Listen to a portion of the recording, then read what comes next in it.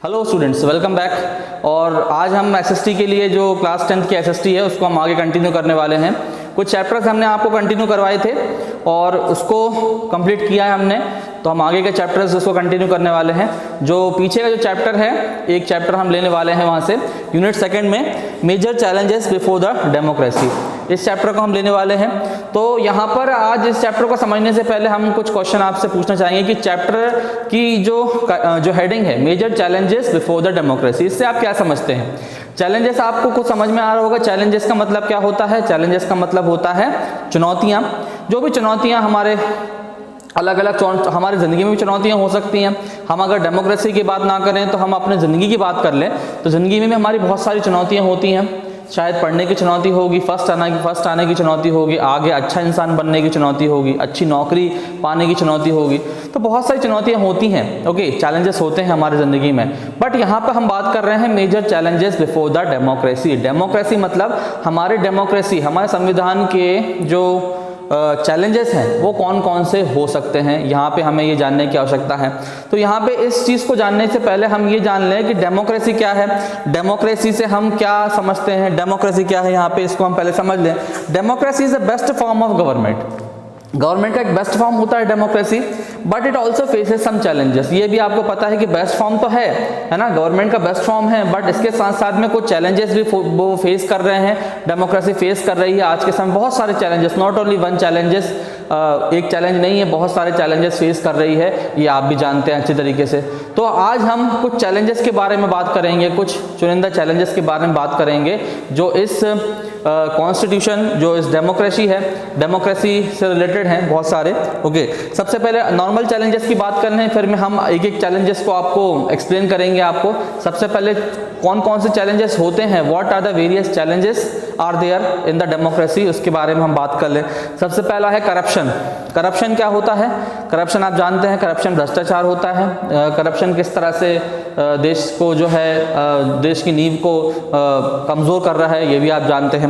Second है role of anti social elements. Role of anti social element मतलब जो हमारे देश में कुछ ऐसे लोग भी होते हैं जो क्या करते हैं, अलग अलग तरह से जो है हमारे देश को नुकसान पहुंचा रहे हैं और अलग अलग तरह से अपना जो रोल जो है, अपना नेगेटिव रोल जो है लेकर हमारे देश में चल रहे हैं। थर्ड है कास्टिज्म और कम्युनलिज्म। कास्टिज्म आप समझ सकते हैं, जाति धर्म का जो भेदभाव होता है, और कम्युनलिज्म भी वही उसी से रिलेटेड है, तो आप समझ रहे होंगे इस चीज़ के बारे में। और अनएम्प्लॉयमेंट भी आप समझ रहे होंगे। बेसिक चीज़ें हैं ये, बट फिर भी हम समझेंगे इन चीज़ों को चैलेंजेस के बारे में। अनएम्प्लॉयमेंट, बेरोज़गारी जो होती है, किस तरह से बेरोज़गारी हमारे देश की मजबूत नींव को कमज़ोर करती जा रही है। How unemployment is weakening the power of the country. Okay, और उसके बाद है फिफ्थ वाला, हम बात करें rapid population growth. Rapid population growth की अगर हम बात करें तो पॉपुलेशन ग्रोथ में भी आपने देखा होगा बढ़ती हुई जनसंख्या तो सबसे बड़ा जो है, अगर हम देखें, एक बहुत ही बड़ी प्रॉब्लम है जो हमारे देश को फेस करने की आवश्यकता है। क्योंकि देखा होगा आपने, आए दिन जो है हमारे देश की पॉपुलेशन जो है, भारत की पॉपुलेशन है, वो बढ़ती जा रही है और इस पर लगाम लगाने की कोशिश करना बहुत बड़ा चैलेंज है हमारे लिए। ओके, लास्ट है effect of drugs. Effect of drugs भी एक बहुत बड़ा चैलेंज है हमारी कंट्री के लिए, हमारी डेमोक्रेसी के लिए, क्योंकि ड्रग्स से रिलेटेड जो इफेक्ट है ना, इसके जो प्रभाव हैं वो हमें हमारे देश में आसानी से दिख रहे हैं। कई लोग एडिक्टेड हो जाते हैं इस चीज़ से, और एडिक्टेड हो जाने के बाद में अपना जो है घर संसार जो है इस चीज़ से बर्बाद कर लेते हैं, ये भी आपने देखा होगा। तो यहाँ पे कुछ 6 चैलेंजेस के बारे में मैंने आपको बताया हुआ है, और ये 6 चैलेंजेस जो हैं इसी चैप्टर में हम आगे पढ़ेंगे, इसको समझेंगे। और इसको समझने से पहले सबसे पहले हम जो है, सबसे पहला वाला जो चैलेंज है वो हम यहाँ पर लेने वाले हैं। सबसे पहला चैलेंज आपको यहाँ पे देखें तो कम्युनलिज्म के बारे में बात कर लें हम। कम्युनलिज्म क्या होता है? Communalism implies respecting only one's own religion and spreading hatred for others' religion. Communalism का मतलब क्या होता है? हम सिर्फ क्या कर रहे हैं? Communalism से मतलब यह है कि हम सिर्फ अपने धर्म की जो है, अपने धर्म को रिस्पेक्ट कर रहे हैं, अपने धर्म को जो है उसको आगे तवज्जो दे रहे हैं, उसकी प्लेस आगे रख रहे हैं, and spreading hatred for others religion, और दूसरे धर्म के प्रति हम क्या कर रहे हैं? नफरत पैदा कर रहे हैं। ये भी हम यहाँ पे देखने को मिल रहा है। तो कम्युनलिज्म में यही होता है कि हमारे धर्म के प्रति तो हम बिल्कुल जागरूक हैं और बिल्कुल सजग हैं, बट हम दूसरे धर्म के प्रति क्या कर रहे हैं? नफरत फैला रहे हैं। Working only with the narrow and respecting own religion, not caring for larger national interest, may be termed as communalism. And if we are not caring about the national interest, if we are not respecting our own religion, we are spreading hatred towards other religion, then that is termed as the communalism. उसको हम क्या बोलेंगे? Communalism बोलेंगे। हम क्या कर रहे हैं? अपने नेशनल इंटरेस्ट जो है, अपने देश का जो नेशनल इंटरेस्ट है उसके बारे में नहीं सोच रहे हैं, तो उसको हम क्या बोलेंगे? कम्युनलिज्म बोलेंगे। तो इसी भाषा में अगर बोलें, अपने धर्म के ही प्रति सजग रहना, उसको ही रिस्पेक्ट करना, और दूसरे धर्म के प्रति हम क्या कर रहे हैं? नफरत फैला रहे हैं, उसको हम क्या बोलते हैं? कम्युनलिज्म बोलते हैं। तो ये आपको ध्यान रखना है। और इसके साथ साथ में छोटी सी हम बात कर लें, जो सेकंड है वो पॉपुलेशन एक्सप्लोजन। पॉपुलेशन एक्सप्लोजन क्या होता है, इसके बारे में हम बात कर लें। पॉपुलेशन एक्सप्लोजन क्या होता है, ये मैंने आपको बताया, rapid population growth. Population explosion और rapid population growth, that is the two things are already same, है ना, दोनों चीज़ सेम है, जिसको ज़्यादा कंफ्यूज होने की ज़रूरत नहीं है आपको। बढ़ती हुई जनसंख्या ही है वो, उसमें कंफ्यूज होने की ज़रूरत नहीं है आपको। When the rate of growth of population becomes so fast that the available resources fall short of the needs of the people, जब हमारे जो पॉपुलेशन है, जो हमारी जनसंख्या है, उसका रेट इतना ज़्यादा हाई हो जाए, इतना ज़्यादा तेज़ हो जाए कि हमारे जो देश की रिसोर्सेज होती हैं, सॉइल, वाटर, फूड, जो भी चीज़ें होती हैं, वो हमारे लोगों के लिए कम पड़ने लगें, हमारे लोगों की ज़रूरतों के लिए कम पड़ने लगें, such situation is termed as population explosion. उसको हम क्या बोलेंगे? ऐसी स्थिति को हम क्या बोलेंगे? पॉपुलेशन एक्सप्लोजन बोलेंगे। सीधा सीधा हिसाब ये है कि whenever the rate of population is becoming so fast, whenever the rate of population is growing so fast and the available resources are falling very shortly, और ना बहुत ज़्यादा ज़रूरत है जो है लोगों को, वो बिल्कुल कमी हो रही है, तो उसको हम क्या बोलेंगे? पॉपुलेशन एक्सप्लोजन बोलेंगे। तो बढ़ती हुई जनसंख्या के बारे में आप इसकी डेफिनेशन आपको समझ गए होंगे। All the efforts directed towards economic development of the country are nullified because of the fast growth of population. Whenever there is development in the country, death rate reduces rapidly than birth rate. जब भी हमारे देश में development होती है, ये भी देखा गया है कि डेवलपमेंट जब भी हमारे देश में होती है, तो ये देखा गया है कि डेथ रेट जो है वो बर्थ रेट से रिड्यूस हो जाता है। डेथ रेट और बर्थ रेट के बारे में मैं बताऊंगा आगे। डेथ रेट और डेथ रेट क्या हो जाता है? बर्थ रेट से रिड्यूस हो जाता है, ये देखने को यहाँ पर मिला है। And consequently population increases. So what happens whenever the death rate increases below the birth rate, the population increases automatically. Population क्या होता है? पॉपुलेशन अपने आप ऑटोमेटिकली इंक्रीज होता जाता है। The infants who will be saved today from ultimately child death will be able to produce children after 20 to 22 years.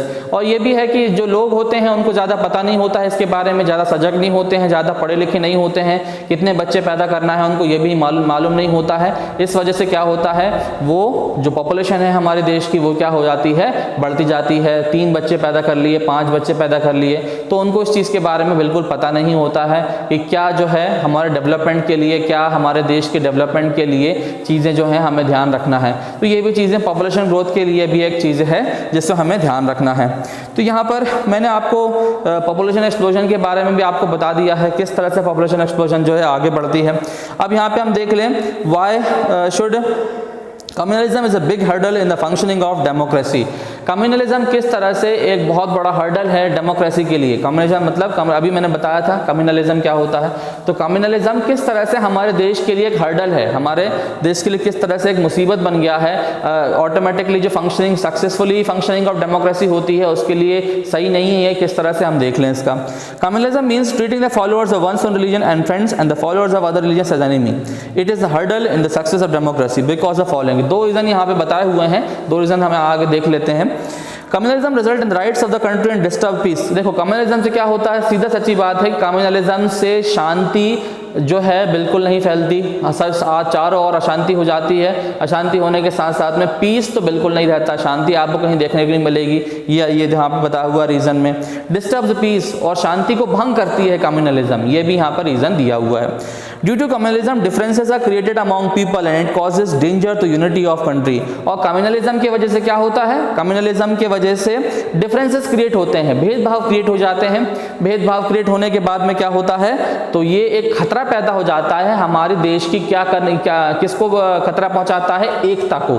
whenever the communalism is there, differences are created and it also causes danger to the unity of the country। जो हमारे देश की एकता होती है उस एकता को क्या पहुंचाते हैं, वो डेंजर पहुंचाता है, बहुत ही नुकसान पहुंचाता है और खतरा उत्पन्न जो है उसके लिए वो कर देता है।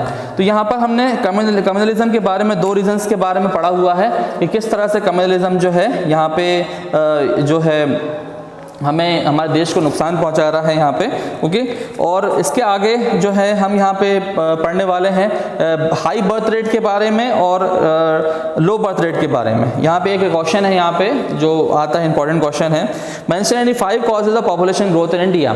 5 कॉजेज आपको बताना है पॉपुलेशन ग्रोथ के, किस तरह से पॉपुलेशन ग्रोथ आपका कॉजेज मतलब आगे बढ़ता जा रहा है पॉपुलेशन ग्रोथ। तो सबसे पहला रीजन क्या है इसमें, reduction in the death rate. Death rate means the number of death in पर 1000 population death, this is considerable reduction death rate. Death rate भी रिडक्शन हुई है, मतलब ज़्यादा तो नहीं कह सकते, कम हुई है, रिडक्शन हुआ है डेथ रेट में। तो ये भी एक बहुत बड़ा रीजन है कि पॉपुलेशन क्या हो रही है, पॉपुलेशन बढ़ती जा रही है। सेकेंड, अगर हम बात करें high birth rate, high birth rate क्या है, birth rate means the number of child birth in पर 1000 पॉपुलेशन इन बर्थ ईयर। अब यहाँ पे क्या है, बर्थ रेट मतलब ऐसा होता है कि नंबर ऑफ जितने बच्चे पैदा होते हैं उनका क्या है, पर 1000 पॉपुलेशन इन 1 ईयर, एक ईयर में हिसाब लगाया जाता है, जिसको हम क्या बोलते हैं, हाई बर्थ रेट कहते हैं। One of the important reasons of increase in population India is high birth rate is comparatively high. जो हमारे मतलब सबसे बड़ा रीजन जो है पॉपुलेशन ग्रोथ का, हम अगर हम देखें तो सबसे बड़ा रीजन ये है कि बर्थ रेट जो है, बर्थ रेट बहुत ही ज्यादा हाई है ना, बर्थ रेट बहुत हाई है, उसके लिए कंपैरेटिवली हमारी पॉपुलेशन जो है वो इंक्रीज होती चली जा रही है। Low standard of living and lack of education, next reason ये है। लो स्टैंडर्ड ऑफ लिविंग मतलब स्टैंडर्ड ऑफ लिविंग बिल्कुल निचले स्तर का है, और उसके साथ साथ में क्या है, लैक ऑफ एजुकेशन, एजुकेशन भी हमारे लिए जो है मौजूद नहीं है, एजुकेशन की सुविधाएं नहीं है। ये देखिए लिखा, the main reason population growth in India is the low standard of living of the people. Poor people have more offspring than those of rich people. आप देख लीजिए, अमीर व्यक्ति को तो मालूम है कितने बच्चे पैदा करना है, पढ़े लिखे होते हैं, पर जो गांव में लोग होते हैं जो पढ़े लिखे ज़्यादा नहीं होते, उनको नहीं मालूम है कितने बच्चे पैदा करना है। तो यहाँ पर उनकी जो, अगर वो कंपैरेटिवली इस चीज़ के बारे में नहीं जानते हैं तो क्या होती है, पॉपुलेशन अपने आप बढ़ती जाती है। Being illiterate they do not understand the importance of family planning. Illiterate मतलब पढ़े लिखे तो नहीं है, पर पढ़े लिखे नहीं होने के साथ में उनको मालूम ही नहीं कि फैमिली प्लानिंग क्या होती है। फैमिली प्लानिंग जो है उनको मालूम नहीं है, इस वजह से क्या होता है, जो हमारे घर के सदस्य हैं वो बढ़ते जाते हैं, और घर के सदस्य अगर बढ़ते जाएंगे तो क्या होगा, पॉपुलेशन ऑटोमेटिकली यहाँ पर इंक्रीज हो जाएगी। क्लाइमेट 6th रीजन है, जो 4th रीजन है climate. Due to hot climate in India, अब यहाँ पे एक ये भी रीजन है, due to hot climate in India young boys and girls become able to give birth to child early, they are also married at early age. That means at a very early age the child gets married, है ना।